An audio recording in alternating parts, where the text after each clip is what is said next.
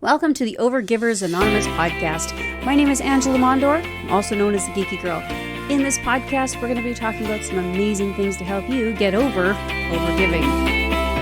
And welcome to this episode of the Overgivers Anonymous podcast. My name is Angela Mondor, also known as the Geeky Girl. And whether you're listening to this in an audio version or whether you're here with me on YouTube, either way, love to have you. Thank you so much for being here. Today, I want to talk to you about strategies for scaling your business. With this twist of neurodiversity, there's some really cool, let's be honest, there's some things that can really throw some wrenches into what we do. But if we embrace it and really look at how we can be using our skills to empower ourselves instead, there's some really cool shit we can get done. Language warning, I guess. Okay. Number one, I just talked about this. You have to understand your strengths. Just because you're not like a neurotypical person doesn't mean to say you don't have strengths. Understanding what your strengths are and what sets you apart is really important.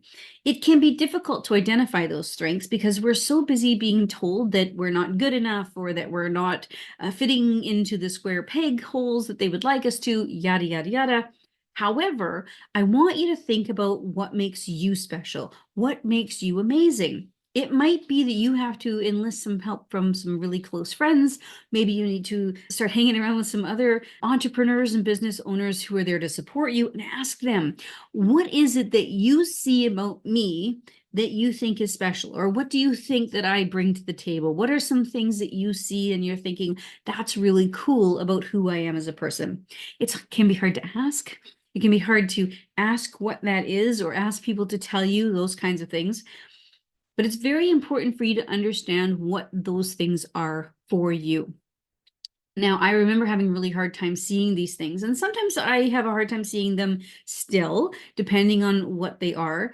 However, what I ended up doing was I took a legal-sized piece of white paper and I attached it to my wall over there with some sticky tack. Okay. The reason why I did that is because sticky notes do not stick well to painted surface unless you get a special kind of sticky note. I'm not getting into that. Regular sticky notes, people, and different sizes of regular sticky notes too. But then I was able to do was write notes on the sticky notes and stick them to the white piece of paper over there. Okay. What did that do for me? It allowed me to take snippets of information that people gave me. I was able to write down what they told me and I was able to put them on the board over there. Okay. Then I can actually look at this and see all the things that the different people had said about me. And now I can formulate this idea of what do other people see in me? And then I can say, do I see those things in myself? And how can I use those as strengths for myself? Okay. That's one way to do it. There's a multitude of different ways to do it. Certainly, if you want some assistance with that, you could give us a shout. We'll happily help you out with those kinds of ideas. But when you're thinking about this, your strengths are what's going to make you amazing. That's what's going to empower you to be amazing in your business. Building this supportive environment is number two. This is something that's really also important for you. And it leans back to the first one when you're looking for assistance. How can you help me see what I am unique or what makes me unique? What are the things that are good about what I do? We get that from the people that are in our supportive environment. Surround yourself with people. Have a supportive community that can help you. It might mean finding a mastermind group that is not only supportive, but is also uplifting for you to be part of, making sure that you are the star of your own stage rather than just following blindly against somebody else. Find a community that has resources that are going to be helpful to you as a neurodiverse individual, something that's going to help you to allow you to be able to see outside the box, allow you to flourish in the concept of, I think differently than other people, that allow you to be unique, but also support other unique people as well. Thriving inside that environment is really important. So when you're looking to scale your business, it's important, like I said, understanding your strengths, but then finding that supportive community, number two. Number three is implementing some adaptive strategies. This comes from hanging out with other people who also are looking for this information, who are understanding of your needs and what is going to help to make you better. When we find multiple different ways to solve a problem, then we can look at them and say, which one is going to work best for us? And there's the trick one. When you first hear it, you're like, that's the one that's going to be right for me. And then you give it 90 days because there's always a 90-day window. What you do today will show up 90 days later in your business. So do it for 90 days. If that particular strategy doesn't work, that's okay, because you're surrounded by a bunch of really supportive people that'll give you some other strategies and you can try another one. There's not just one way to do things. And so many of these business masterminds that are built, they're built for neurotypical people. Find yourself a neurodiverse place where you can think differently and you can come up with an abundance of different ways, different strategies that you can adapt them to work best for you. Because even the way I think is different than the way you think. The way that somebody else in that community thinks is also different. So when you can create these fantastic supportive environments and find these adaptive strategies, it's going to allow you to change your routines, change the way you see how things happen. You can try different technologies. There's different ways that you can do things, and to even alter just the smallest piece to you. Maybe it's in terms of the sounds that you're surrounded by, or the smells that you have available to you while you're doing certain things. Your senses are on fire, but they can be actually calmed by a lot of these things as well. So the overwhelm you're feeling could be that maybe your sounds are out, or maybe your smells are out. There's lots of different cool things you can think of from a sensory perspective that can be helped by discussing it with other people who understand these things and help you find a new way to be able to work within your own environment and make it much more powerful so that you can scale your business. Scaling requires people. There's only so many hours per day that we can possibly put towards our business, and eventually we're going to run out of time.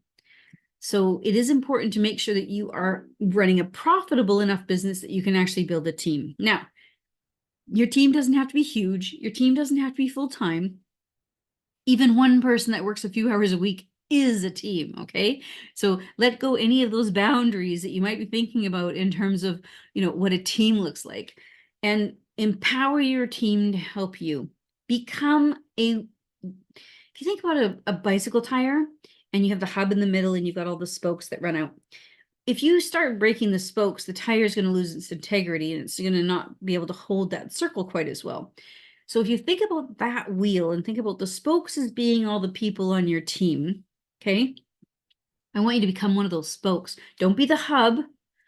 Don't be the thing that everybody has to go through. That's going to create bottlenecks. I want you to be a spoke on that wheel along with the rest of your team. So you can all depend on each other, you can support each other, and you can be an integral part of each and every one of the people's jobs and roles so that you guys can all create an amazing business together. This creates an amazing culture inside your business, and it'll help you scale in ways that you never thought possible, because these other people are going to bring ideas into your business that you didn't even think about yourself. So your spoke is doing its job, somebody else's spoke is doing theirs, and somebody else goes, hey, hold on, there's this really cool idea I just heard, would you like to hear about it? And you can integrate some new ideas, which is going to help scale your business. Also, because you're interdependent, you can each help each other out. One spoke might fall down and the other spoke might say, that's okay, I can pick up where you left off, no problem. Go heal yourself and come back, okay? Empowering your team to be able to look after each other is a great way to make sure that you are able to scale inside your business. And then, of course, there's always seeking professional guidance. And that depends on what kind of professional guidance you're looking for. Maybe you need to speak with a bookkeeper or an accountant or a lawyer, or maybe you need to speak to a business coach or a mentor or a mentee, a mentor. Yeah, I was right the first time. But you want to speak to somebody who has the skills or who's gone through something that you're trying to go through and get them to help you see that in a different way. There's lots of different reasons why we would seek professional help inside our business, and make sure that they're comfortable with the concept of neurodiversity, that they're not stuck in some way and they're going to try to force you into some kind of little hole, okay? There are lots of different ways to solve a problem. And if they can only think of one, then maybe they're the not right person for you. Or maybe they can help you find somebody who can find the right answer for you. But you want to look for personalized support. Somebody who can help think outside the box as well. So it is important to surround yourself with other people who think differently so that you can continue to think differently and grow your business in freaking amazing ways. So don't forget the 5 things, okay? Understanding your strengths, building your supportive environment or your culture, people around you, looking for adaptive changes and strategies to help you, empowering your team, also important, and then seeking professional guidance. These are the 5 things that are going to help you to be able to scale your business in whichever direction it is that you're looking to grow.